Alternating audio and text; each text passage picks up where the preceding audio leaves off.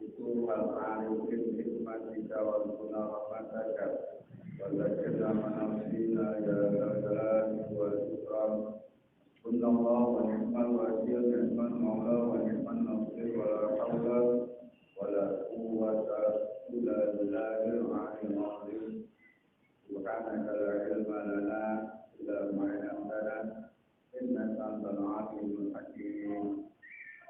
Memahami al-Qur'an yang berbahagia rasa sudah para guru, para budak kita perlu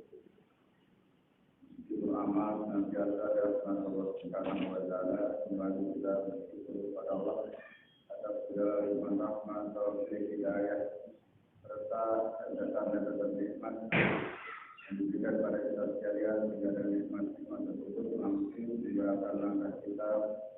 Belajar kita dalam hal dalam tafsir bersyukur mudah-mudahan hadir berkunjung dan berkunjung dengan kita akan menjadikan salah satu sebab rahmat maghfirah barokah kami wa ta'ala salam tak lupa kita melanjutkan kepada ikan kita baginda kita Muhammad sallallahu alaihi wasallam bersama para sahabatnya.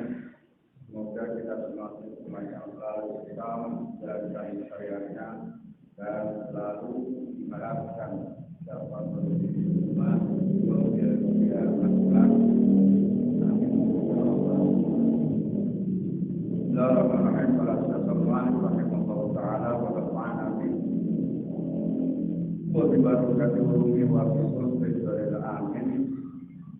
Waruya inna jahannam wa hiya yuqalu lahu lumum. Diriwayatkan sungguhnya di dalam neraka jahannam wadian ada satu lembah. Yuqalu lembah itu namakan lahu padanya disebut lumum. Dia ada masalah di dalam neraka jahannam itu ada satu lembah. Biasa dengan Google Bus ini sebagai korek yang dominan orang korek yang punya sifat liar itu ada di lembah neraka jahanam namanya Google Bus ini. Lembah ini namakan umum di dalam bahasa itu hayatun. Yaitu pada tafsir makna ular. Kullu hayatin itu barangkali ular di antara ular.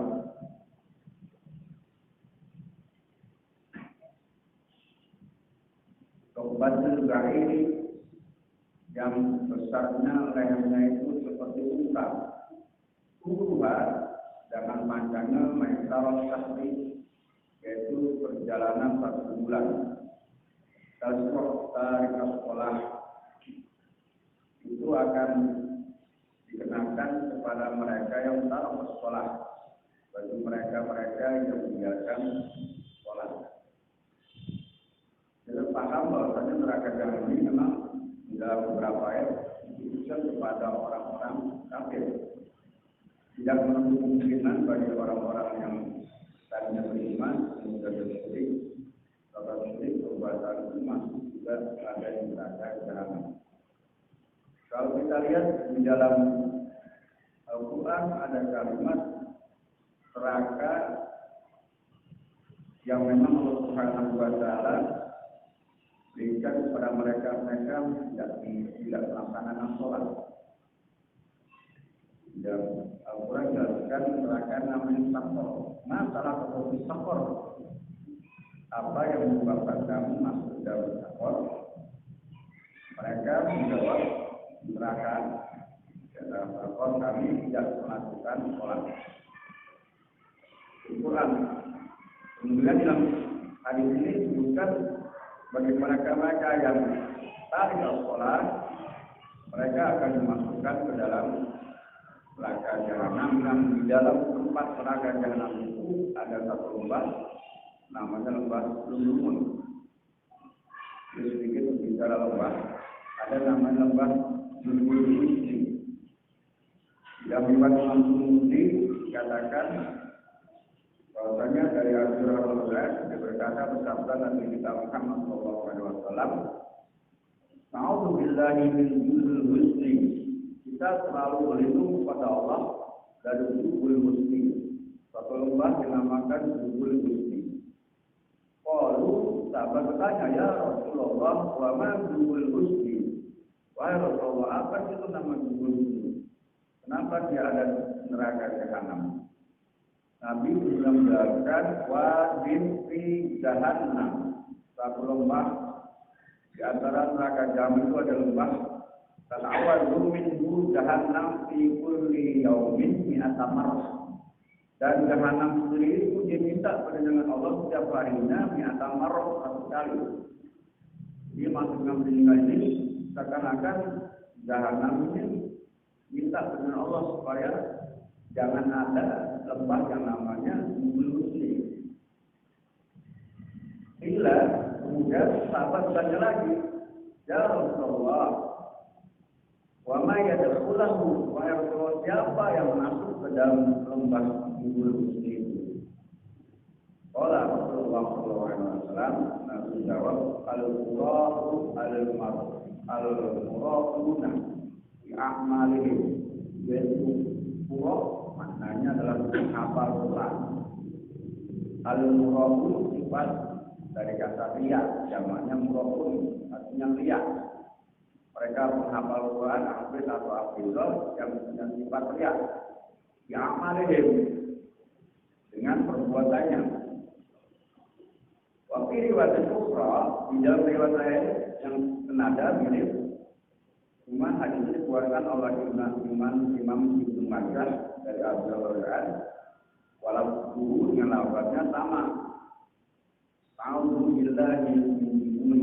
Kita berlindung kepada Allah dari lembah namanya dzul husni. Sahabat bertanya, "Ya Rasulullah, wa ma dzul husni?" Sama redaksi yang tadi. "Wahai Rasulullah, apa dzul husni?" Kemudian Nabi berkata, "Wadin fi jahannam." Yaitu satu lembah yang ada di neraka jahanam. Tawaddan minhu jahannam kulli yaumin arba'ati marrah. Dalam teks ini berbeda. Dalam teks Ibnu Majah ini dijelaskan bahwasanya jahanam minta perlindungan Allah setiap harinya 400 kali. Kalau tadi mi'ata marrah. Ini arba'ata mi'ata marrah. 400 kali. Ya Rasulullah, mayadul wahai Rasulullah, siapa yang masuk lembah itu? Umayyah, kali bekerja maknanya disediakan. Kalau tadi tidak ada. Umayyah lil qira, disediakan buat orang-orang yang murid al-muradina ya'malihim, yaitu mereka punya sifat riya atas amanah. Wa inna ma aqrabal qura'u ila Allah Ta'ala alladhi yazuruna al-umara.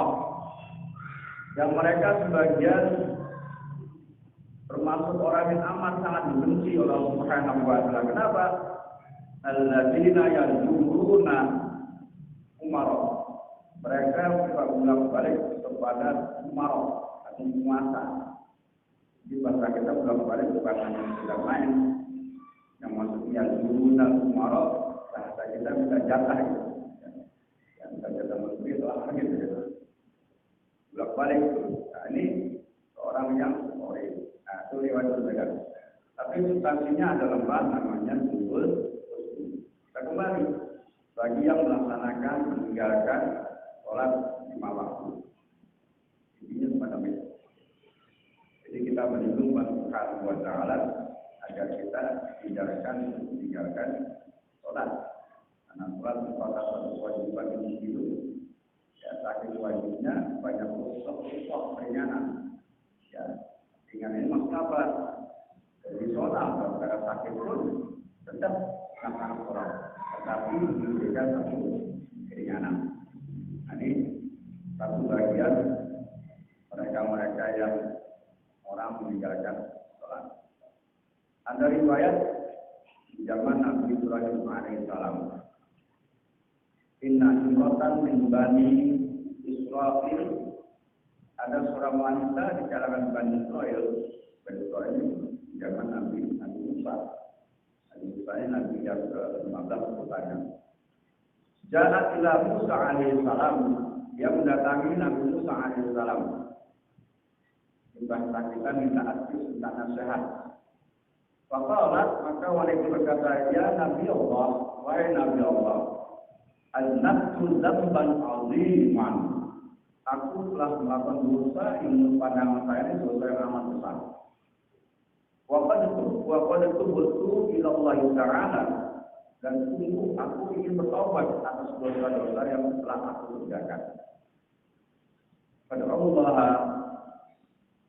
dan memohon berdoa kepada Subhanahu wa taala ayyaghfira li, agar Allah Subhanahu wa taala akan mengampuni dosa, mengampuniku dzambi atas dosa-dosaku. Wa yatubu alayya, dan aku bertobat atas dosa-dosaku.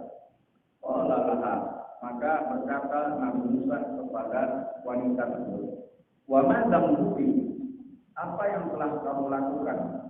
Ini bahasa kita dosa apa? Sampai kamu menanya apa? Memberitahukan bahwasanya aznabtu dzamban 'azima. Aku telah melakukan dosa yang amat sangat besar. Qalat, kemudian wanita itu kemudian dia menjawab, ya Nabi Allah, ya Nabi Allah, ya Nabi Allah. Zina itu aku telah berbuat zina. Waladu, dan aku melahirkan waladan, seorang laki-laki, wakotalku, dan aku pun dia melakukan zina, anak lahir, kemudian ibu. Faqala Musa, kemudian Nabi Musa menjawab, ukhruji ya fajirah, keluarlah kamu wahai penzina. Bahasa Indonesia ya pelaku. Di Allah yang lalu narun minas sama, supaya tidak akan turun narun, hukuman berupa api minas sama yang akan turun dari langit. Waktu dia kena bisa indikar yang menyebabkan membakar kami, artinya sebab kamu berbuat zina, semua kami yang ada di Bani Israil ini akan mendapatkan karmanya dengan membakar kita semua. Sebab perbuatan yang kita lakukan. Fakhrajat min indihi menkasyir qalbi, jawab itu merasa sedih. Yang minta nasihat kepada nabinya malah diusir, artinya tidak ada solusi jalan keluarnya. Kemudian diusir min indihi, maka dalam keadaan munkasyir qalbi, artinya menjadi pecah, maksudnya dalam keadaan penanggulangan. Maka ketika itu Allah Subhanahu wa taala menyuruh kepada Jibril, ya. Panazala Jibril alaihi salam ala Musa, dan Jibril turun datang kepada Nabi Musa. Jibril kemudian berkata kepada Nabi Musa, ya Musa, wahai Musa, Rabbul Ta'ala, Tuhan kau adalah Tuhan yang maha tinggi. Yaqulu laka, telah berkata kepada kamu. Artinya Jibril yang menyampaikan, maksudnya Allah Ta'ala berkata kepada Nabi Musa, tapi melalui malaikat Jibril. 5 taraf taibah. Maka malaikat Jibril kemudian berkata kepada Nabi Musa alaihi salam, 5 taraf taibah. Kenapa kau usir orang yang telah bertobat? Banyak orang yang datang kepada Allah, taib, artinya menuju kepada Allah. Tanya lagi, ya Musa, amama wajabta syarran minha, wahai Musa, apakah engkau tidak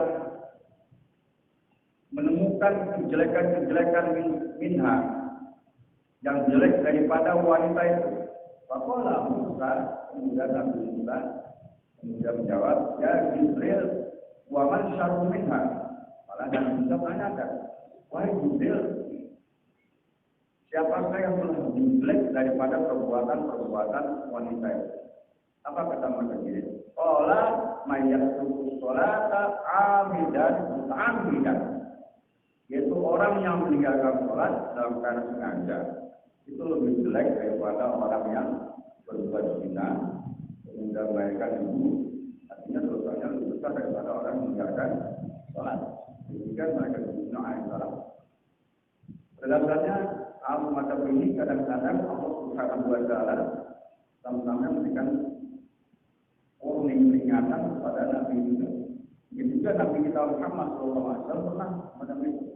Jadi minta aktif, minta nasihat, tiba-tiba kemudian orang itu usir.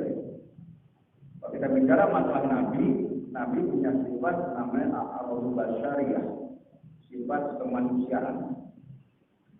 Sifat manusia ini adalah sifat daripada manusia. Artinya Nabi sama dengan manusia biasa, hanya bedanya beliau mendapatkan wahyu. Nabi juga Nabi Musa, ketika sekarang mereka pikir baru membuat apa ya? Sadar. Kita lihat dalam kitab Nurul Nabi ada hadis tentang bagaimana Nabi kita Muhammad SAW mengusir. Jadi ada seorang penggali kubur, maka ceritakan dia melakukan dosa yang amat besar di pandangan dia. Datang kepada Nabi kita Muhammad SAW. Jailah Nabi SAW. Tapi sebelum itu Nabi dia berhadapan dengan umat Mufassal. Di masa kamu mau mana kamu? Katakan anak asal dan Nabi SAW. Saya pergi pada Nabi kita Muhammad SAW. Katakan lagi, gimana sekali? Buat apa kamu menabi? Karena bahasa saya, Muhammad itu agak Nabi. Yang mudah-mudahan nanya dulu pengen tahu. Kemudian orang tersebut diam saja. Kemudian bertulah kepada Nabi kita Muhammad SAW. Kemudian katanya Rasulullah, saya telah melakukan dosa yang amat besar yang menurut pandangan saya dosa yang amat besar. Nabi kita Muhammad SAW kemudian menanyakan, "Asyrakta billahi syai'an?" Apakah kau telah bersyirikat syirik kepada Allah dengan sesuatu? Karena kita lihat syirik ini merupakan dosa yang sangat besar. Bahkan dalam Al-Quran ada dua surat yang menyebutkan Innallaha la yaghfiru an yushraka bihi wa yaghfiru ma duna dzalik. Wa man yusyrik billah faqad iftara itsman 'azima. Sesungguhnya Allah tidak akan mengampuni yang dosa syirik kepadanya dan akan mengampuni dosa-dosa selain syirik. Wa man yusyrik billah faqad iftara itsman 'azima. Barang siapa yang bersyirik, sungguh dia melakukan dosa yang amat besar. Itu ada surat 4 An-Nisa ayat 48. Jangan An-Nisa surat An-Nisa ayat 111 atau 18 hanya untuk berbeda. Innallaha la yaghfiru an yushraka bihi wa yaghfiru ma duna dzalik. Punya Allah tidak akan mengampuni dosa yang dia syirik kepada-Nya dan akan mengampuni dosa-dosa dan syirik. Alhamdulillah, siapa syirik kepada Allah, maka dhalalan ba'ida. Sungguh dia melakukan dosa, melakukan perbuatan yang sangat jauh, yang dosanya sangat besar tadi. Nah, begitu Nabi SAW bertanya kepada itu, orang itu mengatakan la ya Rasulullah. Kemudian kedua, aqatan nafsam bil haq. Apakah kau telah membunuh manusia tanpa hak? La ya Rasulullah. Tidak, itu termasuk dosa besar. Karena kamu tidak melakukan dosa semacam itu, ya, maka disebut tobat. Innallaha ayyaghfir dzambaka walau kana min samawati wal ardh. Sebaiknya samawati wal ardh. Sesungguhnya Allah akan mengampuni dosa-dosa kamu. Kendati pun dosa kamu itu besarnya, banyaknya saat lapis langit dan bumi. Tapi orang belum mengatakan Allah pun tapi ya Allah. Dosa saya lebih besar daripada itu. Lalu mengatur pemuda tadi. Ya. Gimana? Apa yang kamu kerjakan? Kau mengatakan dosa besar daripada musyrik. Ya. Katakan Allah mengganti ya Rasulullah dosa saya lebih besar dari itu. Sehingga orang tersebut kemudian menunjukkan kronologis perbuatan-perbuatannya. Ya. Kemudian dikatakan ya Rasulullah saya tukang gali kubur setiap saat gali kubur. Ya. Selesai, kadang-kadang saya suka ngobek bahasa dulu, ada juga ngobek. Bagaimana? Buat tadi jadi lagi dia. Cuma mengambil kain kapan. Kain kapan diambil, kalau lagi ukuran dijual lumayan kan. Kalau laki-laki kan bisa 9 meter 10 meter lah. Kalau perempuan 14 meter, meter 5.000 lumayan kan, dari 14.000. Kalau meninggalnya 10 lumayan sudah bahasa gitu. Itu waktu begitu terus. Maka suatu ketika saya dengar seorang gadis Ansor meninggal dunia. Kemudian sebagaimana layanan biasa saya ambil ke kapan tetap terjadi. Inna syakwata tusiru ta'amilah. Syahwat saya sudah menjadi raja. Akal saya sudah menjadi budak. Dan ketika saya mengambilkan kapan, saya terpesona dengan maitannya. Kemudian mait itu aku benar. Tapi setelah selesai tiba-tiba mayat itu bangun. Mengatakan, ya sahabat, wahai pemuda, apakah kamu tidak tahu bahwasanya Allah Maha Basar, Maha melihat dimanapun berada, walaupun kuburan Allah Maha melihat. Dan yang kedua tanyakan, seandainya nanti dari akhirat kelak akan dihisab dalam keadaan ini, kemudian dihisab lagi. Itulah dosa saya pada Rasulullah. Nabi mendengar itu marah. Ya. Jadi mendengar itu Nabi marah. Orang itu diusir juga. Jadi kasusnya sama kayak seperti Nabi Musa. Ukhusir, infaqo, keluar kamu. Nah, cuman hanya bedanya Nabi punya sifat maksum. Maksum ini terpelihara. Apabila ada dosa, secara akal basariah sebagai manusia, berburu orang. Dan di tangan mereka Jibril kata, ya Rasulullah, Allah Salam. Siapakah yang menciptakan bulan langit dalam bumi Allah? Siapakah yang memberikan rezeki Allah? Dan siapakah yang mengampuni dosa seorang hamba apabila dosa yang hubungan secara vertikal, tapi hubungan kepada Allah? Kalau bahasa lain namanya kaitan dengan ibadah makhluk. Jadi ibadah makhluk, ibadah yang hubungannya kepada Allah. Kalau ibadah makhluk, hubungannya kepada perintah, pada manusia, makhluk Allah, namanya makhluk. Betapa kagetnya Rasulullah ketika mendengar uturan Jibril semacam itu. Maka kemudian secara tidak benar dari orang tersebut. Jangan orang tersebut setiap jalan ngomong, ya Allah, ya Tuhannya Nabi Musa, ya Tuhannya Nabi Muhammad, Abdullah dan akhirnya dimulailah orang itu setiap jalan berbicara tentang dosa. Dan endingnya orang tersebut kemudian selalu menghina kita. Tapi memang berdoa. Tapi ketika itu belum ada hukum masalah zina. Dan akhir cerita itu dia meninggal pun dalam keadaan sudah bertobat. Bahkan ketika sholat maghrib, ketika Rasulullah SAW membacakan surat Al-Fatihah, baca surat Al-Harb, sekir hatta zulmul maqamil, orang itu meninggal dalam keadaan ibadah. Intinya adalah ambil mirip dengan Nabi Musa ketika dia mengusir orang wanita, kemudian Allah utus malaikat Jibril untuk memberitahukan informasi bahwasanya dosa itu dosa besar.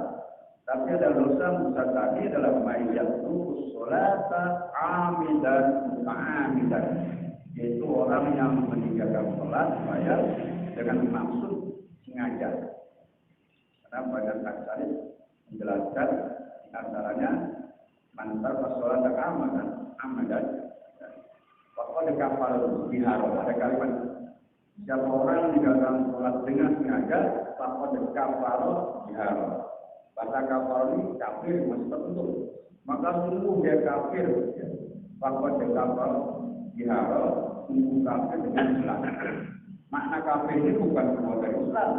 Karena kalau kita dari bahasa ada kata kapal tertutup. Tertutup. Kalau qamar minas sahab, gitu ya. Tertutupnya bulan dengan awan. Dengan apa? Tertutup bulan karena awan. Kalimatnya kalimat kafaro. Jadi kalimat kafaro tertutup. Kalau benar kafir yang benar kafir, tertutup hatinya dari Allah. Dan kalau kita lihat dalam Al-Quran ada pembagian orang yang ingkar.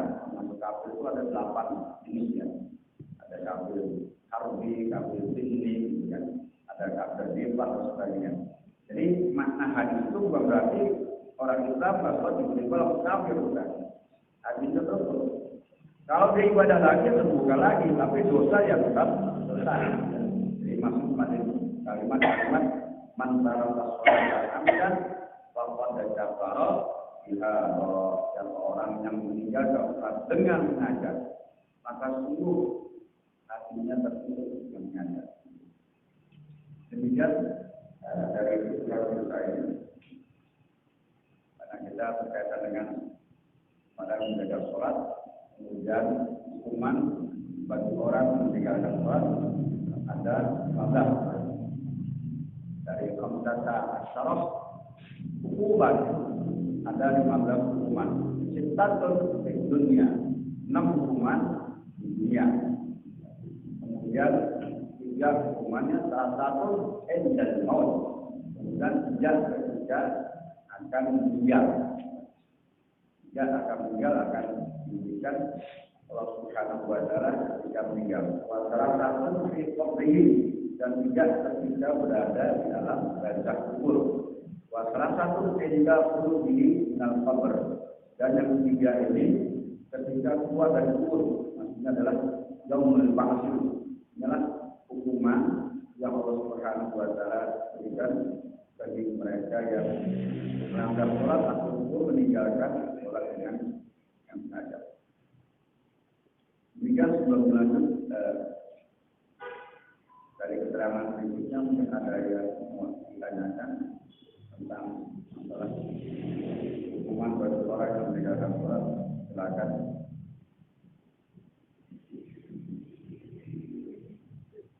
Assalamualaikum warahmatullahi wabarakatuh. Waalaikumsalam. Ini pertanyaannya di luar dari orang yang meninggalkan sholat. Ya. Profesi orang yang memandikan jenazah, terus pernah disampaikan sama Ustaz Rahman juga, ya, untuk dibacakan surat Ar-Ra'd. Nah, ini penjelasannya bagaimana? Karena di lingkungan masyarakat awam ini enggak belum terrealisasi gitu. Khususnya di yang kami ketahui di sini. Mohon penjelasan itu. Ya, digunakan bahasa Arab itu utama bagi Ismail supaya Allah Subhanahu wa Ta'ala meminta dosa-dosa diampuni. Karena dosa dalam kitab syariat nama bisa diungkapkan dan berhasil. Siapa orang yang memulai Yasin di akhir hayat, jadi ketika yang ini dalam keadaan sakaratul maut, dibacakan Yasin sampai meninggal, maka itu sampai dengan 80 malaikat meliputi mendukung pun mereka berbaris-baris. Jadi ketika dibacakan, layak dibacakan dan ketika dimandikan, dia tetap posisinya barang masih ada di situ malaikat. Di malaikat tak bersih, kebanyakan dua malaikat itu ada 3. Alhamdulillah warhamhu wa ta'ala. Kebanyakan 2 malaikat itu baik-baik. Ketika kita di masjid, sekarang maghrib sampai isya, lagi kita ngelazol, lagi berbuat yang tidak ada manfaat, itu malaikat doain kita sampai isya. Artinya ada hal yang kata Rasulullah SAW ketika menunggu sholat di pasca sholat, menunggu sholat satu dengan sholat lain, yang paling efektif memang maghrib isya. Kenapa? Waktunya cuma 5 menit. Sedangkan kalau misalnya asar ke maghrib kan jauh 2 jam lebih, atau zuhur dengan asar, atau subuh dengan zuhur, apalagi setelah subuh kan. Makanya intazil dari sholat, pada sholat itu mereka selain kita tidak berbuat bahwa atau tidak berguna pada Quran atau zikir, itu mereka selalu memenuhi mendoakan sampai dengan bisa. Tapi juga ketika baca Yasin, pada mereka doa itu sampai dimandikan selesai, baru sampai ke kuburan mereka tidak akan ikuti. Jadi Ar-Ra'd ini bagaimana mengatakan supaya pertama bagi semakin mudah ketika akan menjawab pertanyaan dalam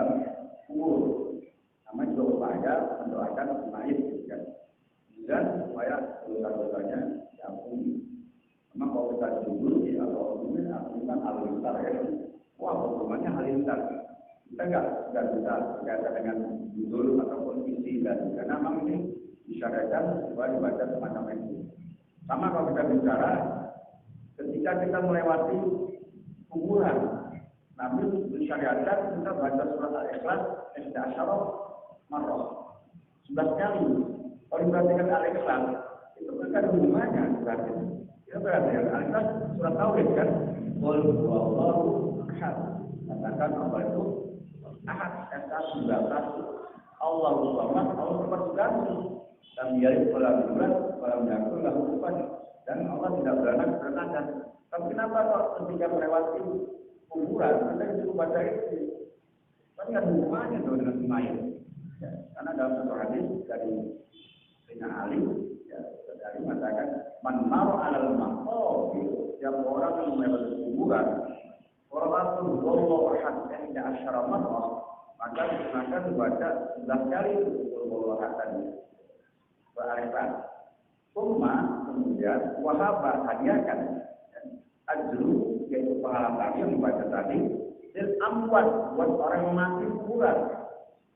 Semuanya niatkan supaya bacaan ini dihadiahkan kepada mayit. Tadi pun mati 500 dan tempatnya kita baca 11. Mudah-mudahan pahala ini buat mayit. Ya. Maka kata Nabi Muhammad SAW, maka Allah akan berikan samping kita mendapatkan menghadiahkan pahala, yang baca pun mendapatkan pahala. Allah Ta'ala, ya, Allah Subhanahu wa Ta'ala akan memberikan pahala. Walaupun ada lil amwat, pahala sebanyak orang yang mati kuburan tadi. Jadi kalau bahasa saya kalau mati 500, kau baca, ya itu banyak 500 kali seakan-akan baca surat Al-Ikhlas itu 500 kali. Karena kalau ada di lil amwat, banyak hitungan yang meninggal. Jadi ketika kita hadiahkan, kembali lagi kita sudah dapat pahala. Nah kalau dapat 500 kali baca Allah, berapa kali itu kan? Baca Allah 3 kali kan hatampuran ya. Ada timpal, lagi masalah, balik Quran, kalau hatam, 2 kali ujung pertama, baca Allah 9 kali. Tuh, artinya kalau kita ada darah hadis, kalau hadis, kan nggak ada hubungannya. Kenapa baca Al-Ikhlas, gitu kan? Untuk si Mai, tapi ada keterangan dalam kitab fatwa disyariatkan membaca semacam itu. Itu bukan nafsu, Pak, lewat saja. Ya, lewat kita baca sambil jalan nggak apa-apa kok. Gunung panjang kan kita lewat aja. Kemudian misalnya depannya ada 50 meter kita baca udah selesai. Ya. Bagaimana kalau motor jalan jangan berhenti, bermacet malahan. Gitu kan. Maka belum mula orang-orang yang rumahnya dekat kuburan. Ya paling baca ya. Maka belum bawa pahala terus. Bukan kerja baca. Pulang kerja baca. Dapat pahala kan banyak. Ya. Pas malam Jumat lupa lagi. Ditolak. Wah belum baca. Namanya biasa. Nah kalau kita pikir itu wah hubungannya. Jadi kadang-kadang nggak masuk akal kita. Itu agama ya. Kalau bahasa itu mengkodul, hal-hal yang transidental di luar zaman kita nggak usah mikirin. Ya. Karena ada macam itu. Ya. Surat apapun itu bacakan saja ketika dalam dan itu pun ada juga terang lain tentang apa baca ini. Jadi sampai selesai kemandian tadi gitu Pak. Ya.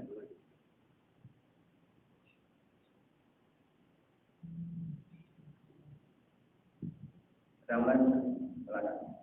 Dari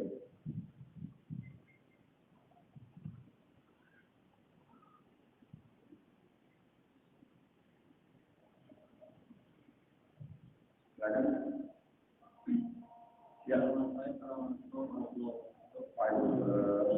itu dikeluar dari kajian materi nasional tentang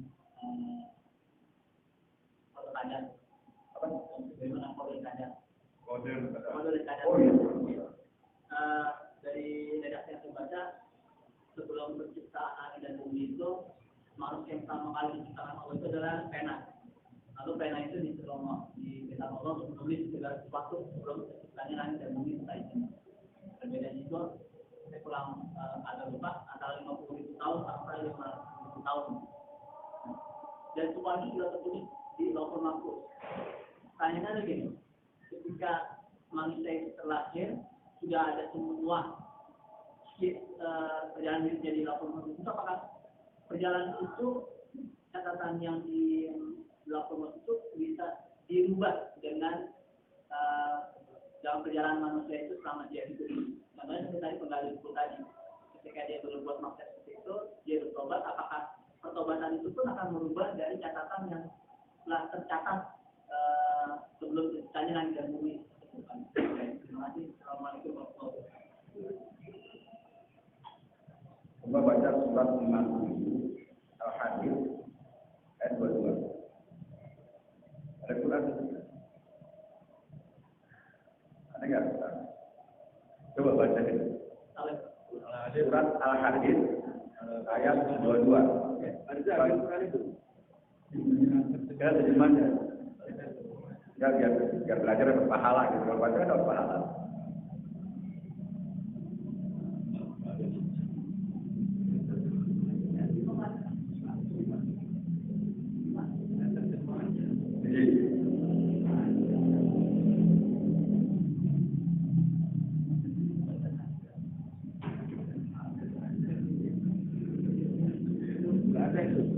Ada kan terjemahnya?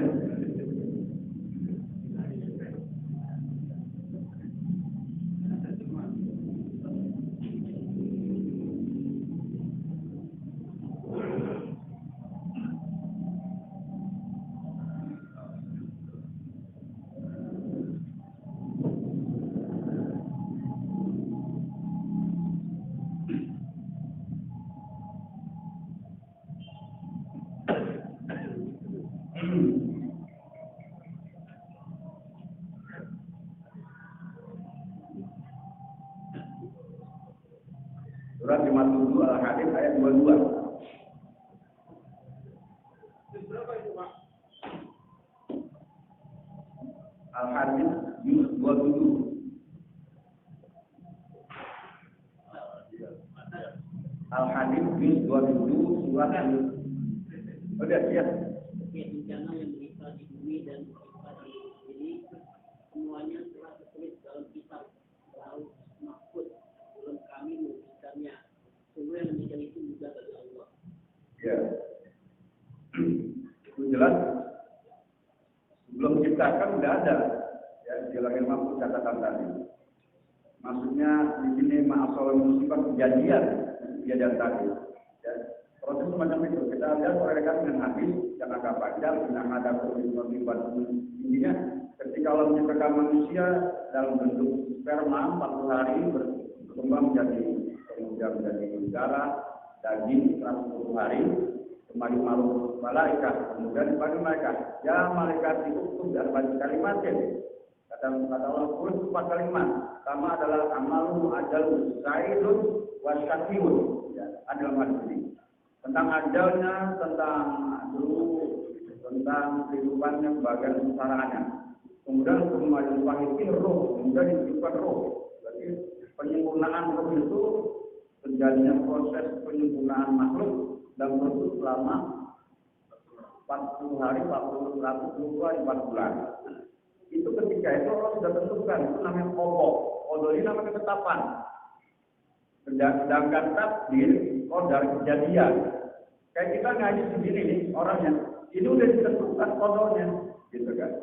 Jadi kalau kita dalam ilmu tauhid, masya Allah, karena apa yang Allah berarti terjadi. Wa illa minasyak lam yakun.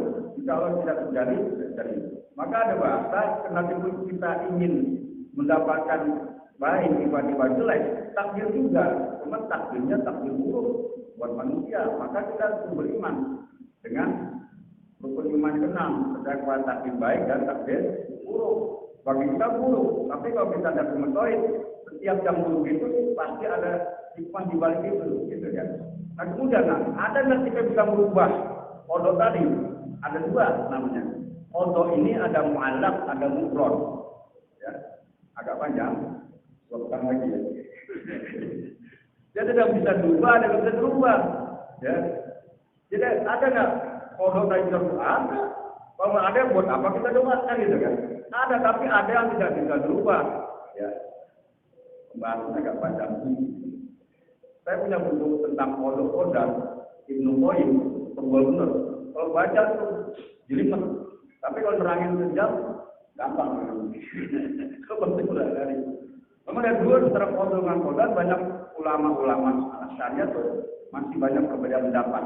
Maka timbul sifat Qadariyah, timbul lagi Jabariyah. Gitu. Ada sedikit lagi. Ada Jabariyah bagaimana? Sifat memaksa, artinya maksa. Ketika itu setiap kejadian udah ada takdirkan, oh nggak boleh kamu, ya nggak boleh kamu minta doa, nggak boleh kamu ubah, ya itu apa namanya tadi, tadi Jabariyah, ya kalau Qadariyah, nggak usah kemana kita udah dulu bisa minum udah karena Allah, jadi ada sifat pasif gitu kan. Pertama kamu kerja, Allah menurut saya diem aja begini, saya bisa bergerak karena kita tolong. Nah, dua ini kemudian asalnya menggabungkan. Kita boleh percaya dengan Jabariyah, dengan jangan satu saja. Dia semua punya kodok, tapi kita punya ikhtiar. Maka ada istilah iradah. Nah, iradah ikhtiariyah, iradah ikhtiariyah itu kajian tauhid. Nah, kalau sifat nanti Qadariyah, kita jadi pasif. Ngapain tidak kalau Allah takdirkan kita ini? Tapi kalau Jabariyah itu sombong, kalau bukan karena saya, artinya ketika Allah kita ke manusia, Allah nggak ada tangan. Kita hebat karena kita belajar, gitu kan. Maka ada satu kisah ketika seorang pencuri ditangkap. Kata hakimnya, kenapa Anda mencuri? Pak Hakim, jangan salahkan saya. Saya mencuri ini karena Allah berhasil. Kalau bukan Allah berhasil, nggak mungkin saya mencuri. Maka tanyakan saja kepada Allah. Kalau bukan Allah hukum, berarti aman. Tapi namanya hakim kan pintar. Kata hakim apa? Justru Allah nyuruh saya untuk kamu. Justru Allah nyuruh. Nah, itu kan ada dua orang. Nanti arahnya ke sana ya. Kalau kita bicara tentang bisa berubah, tidak. Dalam itu namanya ada kodok yang namanya malak, ada namanya mudron. Dua-duanya berbeda. Ada yang bisa berubah. Apa? Dengan doa. Kalau doa terima aja, Allah bisa berubah. Bukan Allah bukan ada. Tapi ada yang tidak bisa berubah, gitu kan. Sudah hak prerogatif Allah. Jadi kalau dalam kita punya iradah ikhtiariyah. Ada iradah ikhtiariyah. Ikhtiariyah berubah. Maaf, saya punya bukan mau nulis ya. Ada iradah banyak bukan. Nuliskan bergerak iradah. Ada iradah ikhtiariyah yang tidak bisa berubah. Kita tiba-tiba gemeter sendiri. Ketika kita kedinginan kan nggak ada, kayaknya jadi tiba-tiba gemeter. Itu yang bisa berubah. Artinya apa? Namanya iradah ikhtiariyah. Tapi ada iradah ikhtiar. Kita berubah. Kita mau pintar, prosesnya belajar gitu kan. Nah itu namanya iradah ikhtiar. Dan pun nanti endingnya goblok-goblok juga. Bisa ya. Tapi ada syariatnya tadi. Bisa mata dia. Itu ada syariatnya gitu kan. Dan ini Allah alam besar. Ingatin ya. Bismillahirrahmanirrahim. Muhammad wa ala alihi Muhammad. Allahumma ma jahilna wa alimna ulumman nafi'ah. Wa taqabbalillahu min dhunubina wa qina min sayyi'ati a'malina min fadlik wa alayna min rahmatik wa alayna min barakatik. تعاملك وعن الجن والآخر اللهم لا تدعنا في مقامنا هذا الزمن إلا غفرته ولا هما إلا ولا دينا إلا قضيته ولا جاهلا إلا علمته وحاجة عليه الدنيا والآخرة إلا قال الله إلا أنت وعيدها وصلت عليه الحكم الرحيم ربنا بنا فيكم حسنة وفي الآخرة حسنة وقنا عذاب النار وبالمحمد وعلى رسوله أجمعين سبحان ربك رب العزة عما يصفون سلام على المرسلين والحمد لله رب العالمين وبحمدك أشهد أن لا إله إلا أنت أستغفرك وأتوب إليك السلام عليكم ورحمة الله وبركاته